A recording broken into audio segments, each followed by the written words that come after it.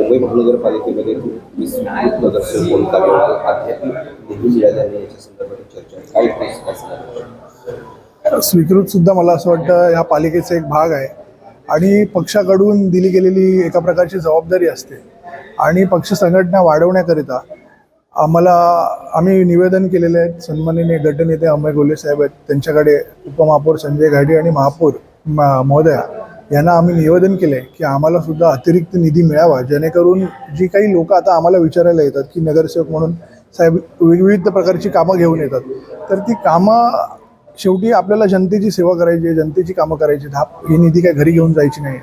तर त्याकरिता निधी देण्यात यावी अशी आम्ही विनंती अर्ज मी आणि उमेश माने जी आमच्या शिवसेना पक्षाची नगरसेवक त्यांनी केलेली आहे. काय वाटतं कधीपर्यंत आपल्याला हा निधी मिळेल?